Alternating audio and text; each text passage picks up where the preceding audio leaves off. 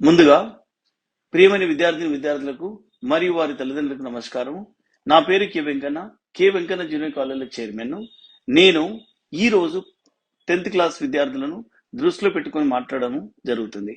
అది ఏమిటనగా, మనందరికీ తెలుసు, గత 2 సంవత్సరాలుగా కరోనా కారణంగా విద్యార్థులు ఎటువంటి పరీక్షలు రాయకుండానే పై తరగతులు పంపడం జరుగుతుంది. ఫలితంగా ఐఐటి జేఈ మరియు నీట్ లాంటి జాతీయ స్థాయి పరీక్షలను సాధించడం కష్టతరం అవుతుంది. దీనిని అధిగమించడానికి మరియు 10వ తరగతి పరీక్షలో అత్యధిక మార్కులు సాధించడానికి నేను మీ ముందుకు K Venkanna junior college platform ద్వారా అనుభవజ్ఞులైన అధ్యాపకులచే ఉచిత వీడియో క్లాసులు, హ్యాండ్ రిటన్ నోట్స్ మరియు గత ప్రశ్నపత్రాల సమాధానాల విశ్లేషణ ఇవ్వబడును. కాబట్టి నేను విద్యార్థులకు చెప్పదలుచుకున్నది ఏంటంటే, ఈ ఉచిత వీడియో క్లాసులను మరియు హ్యాండ్ రిటన్ నోట్స్లను క్లాస్ రూమ్ లో కూర్చొని చదువుకున్నంత సీరియస్ చదువుకోవాలను. ఇంకొకటి ఏమిటనగా, ఈ యొక్క క్లాసులు విన్న వెంటనే అర్థం చేసుకొని ప్రాక్టీస్ చేయవలను. ప్రాక్టీస్ చేయడం అంటే కేవలం చదవడం కాదు, పేపర్ మీద రాయవలను. అలాగైతే గుర్తుండిపోతుంది. దీంతో పాటు మీ యొక్క నాలెడ్జ్ ని పరీక్షించుకున్న కొరకు త్వరలో ప్రీ ఫైనల్ పరీక్షలు కూడా నిర్వహించబడు. ఈ యొక్క అవకాశాన్ని సద్వినియోగం చేసుకోవాలని 10th చదివే విద్యార్థులకు విజ్ఞప్తి చేస్తున్నాను. तो हाथों से जो ताली बजाई जाती है उसको हम क्या कहते हैं? करताल। तो ये क्या कहते हैं? हाथ से ताली बजाते हुए गाते हैं और बांसुरी आदि की मदद से ये गाए जाते हैं। आपको समझ में आया ये पैराग्राफ? यहाँ पर ज़्यादा प्रश्न नहीं पूछे जाते और कठिन शब्द भी नहीं है। ये सरल पाठ है, आपको इसमें ज़्यादा कठिन शब्द भी नहीं है और इसमें से पैराग्राफ आपको नहीं दिया जाता। उपवाचक और कविता में से ही अनसीन पैसेज के जो अपठित गद्यांश और पद्यांश है इनमें से नहीं आते। पाठ और लेसन्स में से आपको वो सिर्फ कविताओं में से आते हैं और उपवाचक में से आते हैं। तो इसमें आपको कठिन शब्द ज़्यादा है नहीं। लोकगीत अपनी लोच, ताजगी और लोकप्रियता में शास्त्रीय संगीत से भिन्न है। लोकगीत सीधे जनता के संगीत है, घर, गांव और नगर की जनता के गीत है। ये इनके लिए साधना की गीत है, इनके लिए साधना की ज़रूरत नहीं होती। त्योहारों और विशेष अवसरों पर ये गाए जाते हैं, सदा से गाए जाते रहे हैं और इनके रचने वाले भी अधिकतर गांव के लोग ही हैं। स्त्रियों ने भी इनकी रचना में विशेष भाग लिया है। ये गीत बाजों की मदद के बिना ही या साधारण ढोलक, झांझ, करताल, बांसुरी आदि की मदद से गाए जाते हैं। बांसुरी मीन्स फ्लूट। बांसुरी आपको मालूम होंगी, बांसुरी एक वाद्य है, जैसे कि आप कृष्ण जी के पास भी देखते होंगे फ्लूट। आपको ये भी मालूम होगा, बांसुरी आदि के मदद से ये गाए जाते हैं। एक समय था जब शास्त्रीय संगीत के सामने इनको हेय समझा जाता था। हेय मीन्स इनकी उपेक्षा की जाती थी। हेय मीन्स उपेक्षा करना।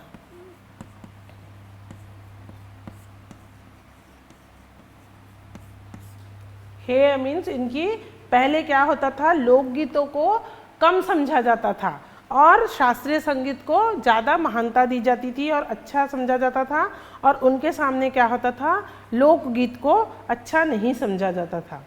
अभी हाल तक इनकी बड़ी उपेक्षा की जाती थी, पर इधर साधारण जनता की ओर जो लोगों की नज़र फिरी है तो साहित्य और कला के क्षेत्र में भी परिवर्तन हुआ है। अब क्या है कि पहले शास्त्रीय संगीत को अच्छा समझा जाता था और लोकगीत को बुरा समझा जाता था, लेकिन धीरे धीरे लोगों की सोच बदली और उनके विचार बदले, उनकी भावनाएं बदली। उनसे क्या परिवर्तन आया कि अब लोगों को लोकगीत पसंद आने लगी और उनकी नज़रिया भी बदल गया। उनका जो संगीत के प्रति जो नज़रिया था वो भी बदल गया और उनको साहित्य कला के क्षेत्र में परिवर्तन हुआ और उनको लोगों को क्या हुआ कि शास्त्रीय संगीत के से अच्छा या उसके बराबर में लोकगीत लगने लगा। साहित्य और कला के क्षेत्र में भी परिवर्तन हुआ। अनेक लोगों ने विविध बोलियों के लोक साहित्य और लोकगीतों के संग्रह पर कमर बांधी है। अब कई लोगों ने क्या किए कि इन जो लोकगीत और लोक बोलियां हैं और लोक साहित्य है इनका संग्रह किया है और इनके लिए एक अलग से अपने कमर बांधी है, मीन्स उसकी तैयारी की है। जैसे कि पहले के ज़माने में लोग शास्त्रीय संगीत को ज़्यादा महत्व देते थे, लोकगीत की उपेक्षा की जाती थी, मीन्स उनको ऐसे ही देखा जाता था। लेकिन धीरे धीरे क्या हुआ, लोगों का नज़रिया बदला, उनकी सोच बदली और इस क्षेत्र में क्या हुआ, परिवर्तन हुआ। और परिवर्तन होने की जगह से लोगों ने क्या किए कि विविध बोलियों के लोक साहित्य और लोकगीतों के संग्रह पर कमर बांधी। अब लोगों ने क्या किए कि विविध जो बोलियां हैं और उनके साहित्य है उनको उन लोगों ने जानकारी हासिल की और कमर बांधी। कमर बांधी मीन्स यहाँ पर मुहावरा है, कमर कस लेना। आपको ये मुहावरा आता है, कमर कस लेना, मुहावरा, कमर कस लेना। लेना उसका मतलब क्या होता है, कमर कस लेना यानी जैसे कि तैयारी कर लेना, कि जैसे कि अगर आपको युद्ध में जाना हो, जैसे कि आपकी परीक्षा हो, जैसे कि आपको कोई महत्वपूर्ण कार्य हो, तो उसके लिए अपन कमर कस लेते ना कि अब हम काम करने के लिए तैयार हो गए। तो वैसे ही यहाँ पर कमर कस लेना एक मुहावरा है। तो यहाँ पर कमर बांधिए मीन्स उन लोगों ने उस चीज़ के लिए जानकारी हासिल की और उसके बारे में सब कुछ पता किया है। और इस प्रकार के अनेक संग्रह अब तक प्रकाशित हो चुके और उन्होंने क्या किए, ये सब जानकारियाँ एकत्रित की है और उसके बारे में सब जानकारी एकत्रित करके उनको प्रकाशित किया है। प्रकाशित किया मीन्स उसकी कुछ बुक का प्रकाशन किया है जिससे हमको उसके बारे में जानकारी मिलती है। अगर कोई बुक है, कुछ है, तो हम उसको पढ़ सकते हैं, उसके बारे में हमको जानकारी प्राप्त हो सकती है उसके बारे में। अभी आपको समझ में आया कि एक समय था जब शास्त्रीय संगीत के सामने इनको मीन्स लोकगीतों को हेय समझा जाता था। अभी हाल ही तक इनकी बड़ी उपेक्षा की जाती थी। उपेक्षा करना मीन्स निंदा करना, उनके बारे में उनको छोटा समझना। उपेक्षा करना मीन्स निंदा करना या बुराई करना, उनको छोटा समझना। उनकी लोकगीतों की उपेक्षा की जाती थी और उनको नीचा समझा जाता था, शास्त्रीय संगीत को अच्छा समझा जाता था। पर इधर साधारण जनता की ओर से जो लोगों की नज़र फिरी, अब लोगों ने अपनी नज़र फेरी तो साहित्य और कला के क्षेत्र में भी फिर परिवर्तन आया और फिर अनेकों लोगों ने विभिन्न बोलियों और लोक साहित्य के बारे में जानकारी एकत्रित करी। कमर कसी मीन्स उन्होंने उसके बारे में तैयारी की और उनका एक संग्रह बनाया और संग्रह मीन्स उसके बारे में पूरी जानकारी एकत्रित करके उसको प्रकाशित किया। जैसे कि आज हम अगर एक संग्रह है और ये प्रकाशित हुआ है तो हमको क्या हो रहा है कि लोकगीत के बारे में जानकारी मिल रही है, हम अगर उसके बारे में जान सक रहे हैं। अगर ऐसा कुछ संग्रह नहीं बनाया जाता और प्रकाशित नहीं किया जाता तो हमको ये जानकारी मिलती क्या, नहीं मिल सकती थी। तो जब अगर उसको एक संग्रहित करना मीन्स उसके बारे में सारी इन्फॉर्मेशन जमा करना, पूरी जानकारी हासिल करना और उसको एक नियमबद्ध तरीके से लिखकर लोगों तक उसकी जानकारी पहुंचाना को ही हम क्या कहते हैं, प्रकाशित करना, ताकि उसको हम पढ़ के कुछ उसके बारे में जान सके। तो थोड़े लोगों के वजह से हमको ये लोकगीत के बारे में जानकारी प्राप्त होने लगी है। लोकगीतों के कई प्रकार है। इनका एक प्रकार तो बड़ा ही ओजस्वी और सजीव है। लोकगीत भी जो है वो कई प्रकार के होते हैं, जैसे बारहमासी होता है और उसके बाद में वो एक होता है ना मल्हार गाना होता है, बारहमासी होता है और ये हमेशा अलग अलग होते हैं। बिछोड़ने के गीत होते हैं, उत्सव के गीत होते हैं। तो इस तरह जो लोकगीत है इनके भी अलग अलग प्रकार होते हैं, कई प्रकार है। और इनका एक प्रकार तो बड़ा ही ओजस्वी, ओजस्वी मीन्स बहुत अधिक प्रभावित या बहुत अधिक उसमें क्या बोलेंगे आप, अत्यधिक आकर्षक। ओजस्वी मीन्स आप उसको आकर्षक बोल सकते हो या बहुत अच्छा बोल सकते हो। अत्यधिक ओजस्वी मीन्स आकर्षक।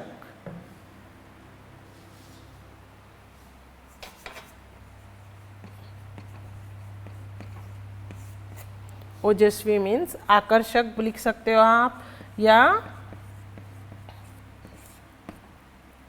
महत्वपूर्ण लिख सकते हो उसको।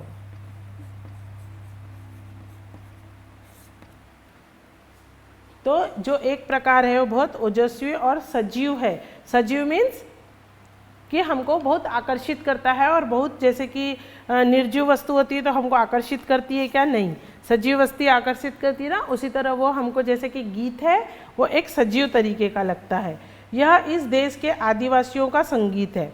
अब आपको आदिवासी मालूम होंगे कि जो जंगलों के क्षेत्रों में रहते हैं, जैसे कि जो हमारा हैदराबाद है, यहाँ पर आदिलाबाद जो डिस्ट्रिक्ट है मीन्स आदिलाबाद है, वहाँ पर आपको आदिवासी ज़्यादा दिखाई देते हैं। तो इस तरह जो ये आदिवासी लोग रहते हैं, इन लोगों ये ही लोग सबसे ज़्यादा लोकगीत गाते हैं।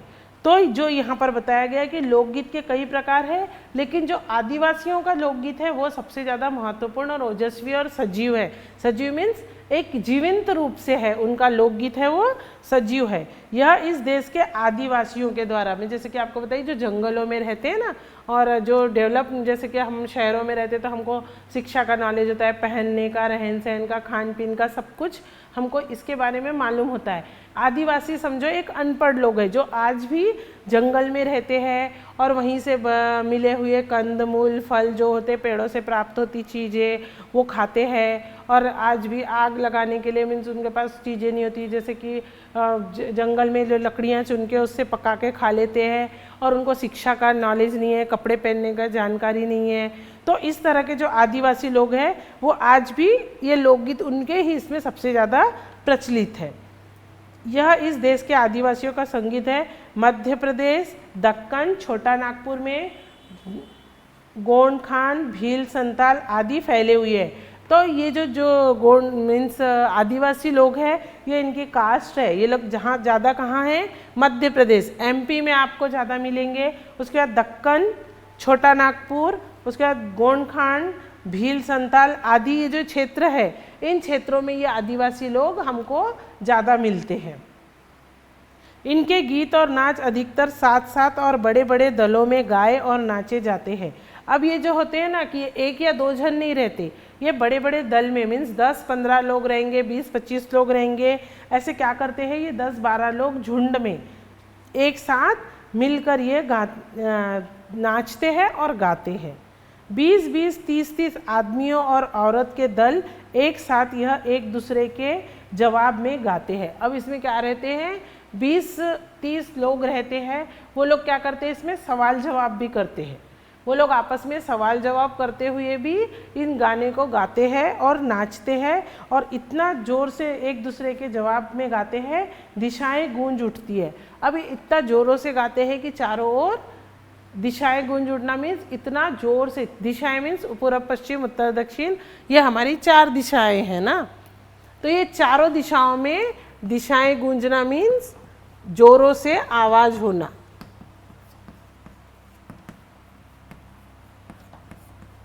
जोरों से आवाज होना,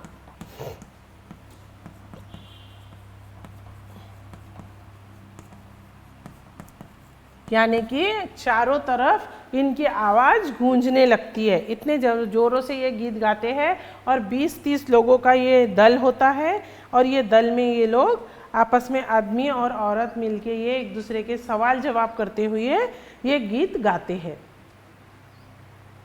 इनकी अब ये एक पैराग्राफ आपको समझ में आया होगा। लोकगीत कई प्रकार के होते हैं। जो लोकगीत होते हैं वो कई प्रकार के होते हैं। इनका एक प्रकार जो बहुत ओजस्वी मीन्स बहुत महत्वपूर्ण और अच्छा और आकर्षक है और सजीव है मीन्स वो जानने योग्य है, वो कौन सा है? आदिवासियों का संगीत। ये आदिवासी हमको कहाँ प्राप्त होते हैं? मध्य प्रदेश, दक्कन, छोटा नागपुर, गोंडखांड, भील, संताल आदि क्षेत्रों में ये फैले हुए हैं। और इनके गीत और नाच अधिकतर ये साथ साथ में मिलकर नाचते और गाते हैं, बड़े बड़े दल में गाए जाते हैं।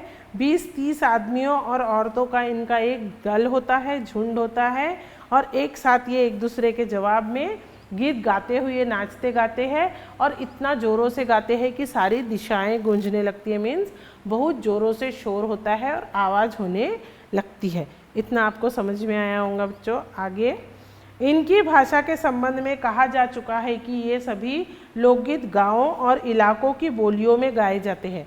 अब ये जो लोकगीत होते हैं ये ऐसा नहीं होता कि जो कि हिंदी में गा रहे हैं या गुजराती में गा रहे हैं, ऐसा नहीं।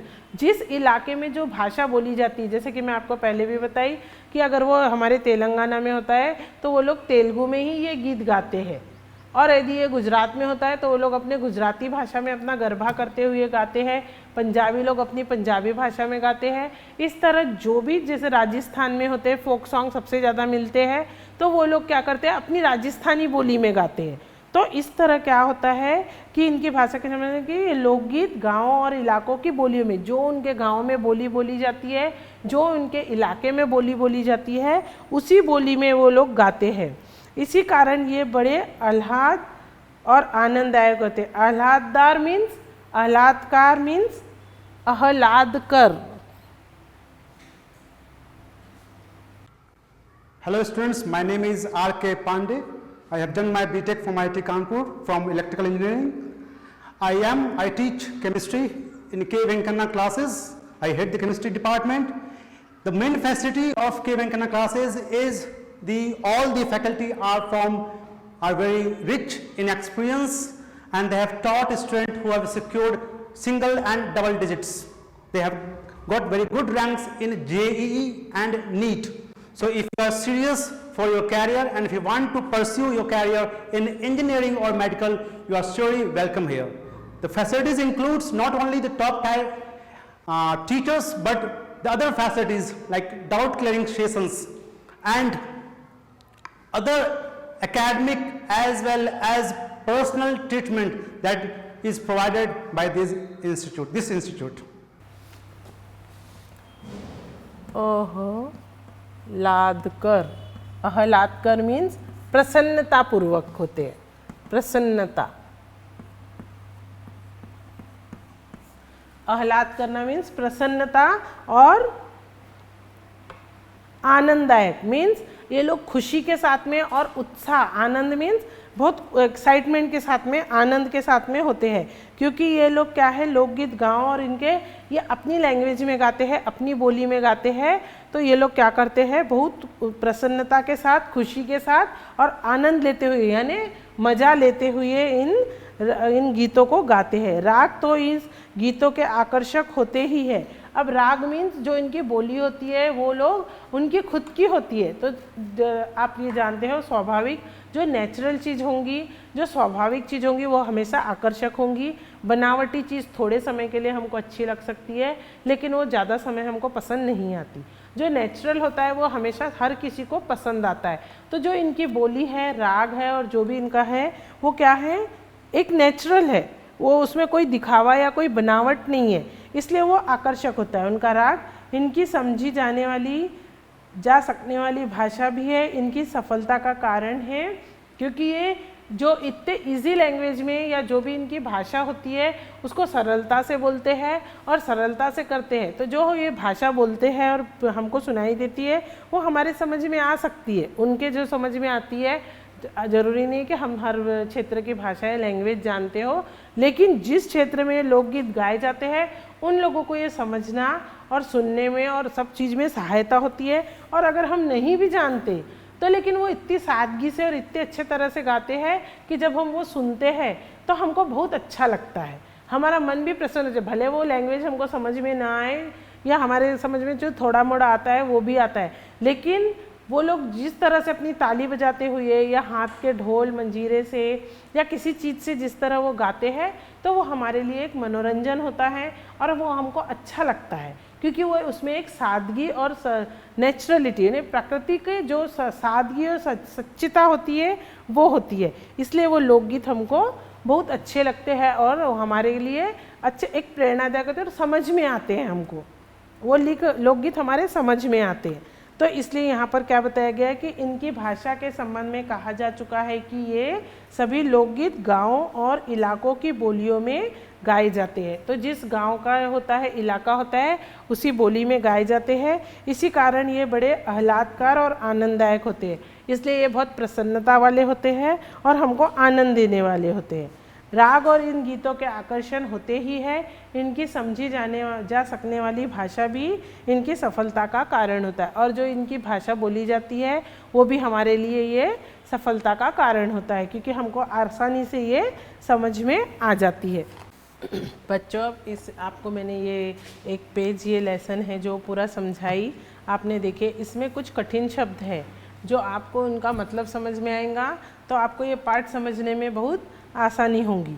तो जैसे यहाँ पर थोड़े कठिन शब्द है, आपकी एक पेंसिल लीजिए और पेंसिल से जो शब्द है उनको उनके ऊपर ही उनके मीनिंग्स लिख दीजिए। तो आपको क्या होगा, जब आप ये लेसन पढ़ेंगे तो लेसन पढ़ने से ही आपको इसके प्रश्न उत्तर आसानी से याद हो जाएंगे, क्योंकि एक निबंध कथा है तो जो हमको इजी सरल होती है समझने में। तो आप अगर इसकी जो मीनिंग्स है वो लिख लेंगे तो जब आप इसको पढ़ोगे तो आपको कठिनाई नहीं होगी, क्योंकि जैसे ही मतलब समझ में आएगा आपके लिए वो इजी हो जाएगा और आपको याद भी रह जाएगा। तो जैसे यहाँ पे कुछ कठिन शब्द है, लोच। लोच मीन्स एक लचीलापन, जो ये लोकगीत होते हैं उनमें लोच होता है। दूसरा है कठिन शब्द ताजगी। ताजगी मीन्स इनमें शुद्धता होती है, एक फ्रेशनेस होती है, क्योंकि ये क्या होते हैं, जो हमारे गीत हम सुनते हैं वो हमेशा हम एक ही गीत को बार बार सुनते हैं, लेकिन जो ये लोकगीत होते हैं ये लोग अपने मन से तुरंत तैयार करते हैं। तो क्या होता है, सबकी सोच अलग अलग होती है। एक बार उसी गीत को समझो, एक जन्मदिन के गीत को एक व्यक्ति अलग ढंग से गाता है तो दूसरा व्यक्ति अपने विचार से, अपने शब्दों को लेके, अपनी बोली को लेके, अपनी धुन लेके वो गाता है। तो क्या होता है, हर बार इनमें एक शुद्धता मिलेंगी, ताजगी मिलेंगी। लेकिन जो हम गाने सुनते हैं वो क्या होता है, एक ही गाने को हम बार बार सुनते हैं, लेकिन ये लोग क्या रचने वाले खुद है। तो हर इंसान अपने सोच से, अपने विचार से गाने बनाता है ना। तो जैसे कि वही एक जन्मदिन का गाना एक व्यक्ति पहले दिन गाता है, दूसरे दिन गाता है, तो वो अलग होगा। उनमें क्या होंगी, लोकगीत में ताजगी होंगी, शुद्धता होंगी, फ्रेशनेस होंगी। उसके बाद है हमारे के लिए शब्द है साधना। तो क्या है कि ये जो लोकगीत बनाते हैं इसके लिए पहले से बुक पेन लेके या कुछ ऐसा बैठ के कुछ अभ्यास नहीं करते। जब ये लोग गाते हैं, सोचते हैं, तो उसी समय ये अपने मन से उन लोकगीतों को तैयार करते हैं। तो उसके लिए क्या है, साधना मीन्स अभ्यास करना। मीन्स वो लोग अपने इसके लिए कुछ अभ्यास नहीं करते। साधना का मीनिंग अभ्यास करना है। रचने वाले कौन मीन्स तैयार करने वाले, जो इस गीत को रचने वाले मीन्स जो इस गीत को तैयार करने वाले कौन है, ये गांव वाले ही होते। आप सारे मीनिंग्स वहाँ लिख लीजिए तो आपको एकदम सरलता से वो पूरा पाठ समझ में आ जाएगा। उसके बाद में बाजा। बाजा एक वाद्य होता है जो हम हाथों से बजाते हैं, आपने देखे होंगे, जैसे कि ढोलक होता है, बाजा होता है जो हाथों से बजाया जाता है। उसके बाद में ढोलक, वो जो हाथ से मार के हम बजाते हैं, आपने वो भी देखे होंगे कि जैसे कि घर में कोई पूजा पाठ होती है कुछ है, तो जो स्त्रियां लोग लेके ऐसे बैठ जाती है और दोनों हाथ से उसको ऐसे बजाते हुए गीत गाती है, उसको हम ढोलक कहते हैं। उसके बाद में झांझ। झांझ आपने अक्सर ये आपको कहाँ मिलेंगे, मंदिरों में मिलेंगे। जब मंदिरों में कुछ पूजा पाठ होती है तो एक ऐसे लकड़ी होती है, लकड़ियों के बीच में छोटी छोटी प्लेट्स जैसे लगे रहते हैं, उनको हम हाथों से ऐसे बजाते हैं तो झनझन करके आवाज़ आती है। और वो लकड़ी में बहुत सारे प्लेट्स के जैसे होते हैं, जैसे कि मंजीरे होते हैं ना, उस तरह की छोटी छोटी प्लेट्स होती है। जब उनको हाथों से बजाया जाता है तो छन छन छन छन करके उनमें से आवाज़ आती है, तो उसको झांझ कहते हैं। करताल। करताल आपको बताई हूँ, कर मीन्स हाथ, ताल मीन्स ताली, हाथों से बजाई जाने वाली ताली को करताल कहते हैं। बांसुरी। बांसुरी फ्लूट आप सब जानते हैं वो क्या होती है, तो यहाँ पर बांसुरी भी लिया, एक वाद्य जो होंठों से बजाया जाता है। हे। हे मीन्स छोटा समझना और उसको निकृष्ट दृष्टि से देखना। जैसे कि पहले क्या होता था, शास्त्रीय संगीत को अच्छा समझा जाता था और लोकगीत को छोटा समझा जाता था। उपेक्षा करना। उपेक्षा यानी किसी भी चीज़ की निंदा करना या उसकी बुराई करना या उसको कम समझना। तो क्या होता था, पहले शास्त्रीय संगीत को अच्छा समझा जाता था और लोकगीत को छोटा या बुरा समझा जाता, मीन्स उसको निंदा की जाती थी, उसकी बुराई। बोली। बोली मीन्स लैंग्वेज, भाषा। तो हर क्षेत्र की, जैसे कि आपको पहले ही बताइए पाठ में भी समझाई थी, तो कि हर जिस क्षेत्र की जो बोली होती है उसी बोली में यह लोकगीत गाए जाते हैं। उनकी खुद की अपनी एक लैंग्वेज है जिसमें वो लोग लोकगीत गाते हैं। इसके बाद में आपको थोड़े कठिन शब्द और हैं, ये आप अगर पेंसिल से अपने बुक में लिख लेंगे तो आपके लिए अच्छे होंगे, आपको ये समझने में सरलता होगी। क्योंकि क्या होता है, इनका मतलब नहीं मालूम होता और जब एग्ज़ाम में लिखने पड़ते हैं, क्योंकि क्वेश्चन इन्हीं में से आएंगे और यही सब आंसर ही है इसके, तो आपको लिखने में वो स्पेलिंग मिस्टेक्स होती है। अगर आप मीनिंग लिख लेते हो और ध्यान देते हो जब उसको, तो आपको वो याद रह जाते हैं। उसके बाद में है संग्रह करना। संग्रह करना मीन्स जो एकत्रित करना, सब चीज़ को, जैसे कि यहाँ पे दिया है ना कि उन्होंने संग्रह करके उसको प्रकाशित किए तो उसके बारे में जानकारी एकत्र की। प्रकाशित करना मीन्स उसको छाप देना। ओजस्वी मीन्स प्रभावशाली, जैसे कि यहाँ बताया ना कि एक आदिवासी इलाके का लोकगीत है वो बहुत प्रभावशाली। सजीव मीन्स कि उसमें एक निर्जीवता नहीं होती, सजीवता होती है मीन्स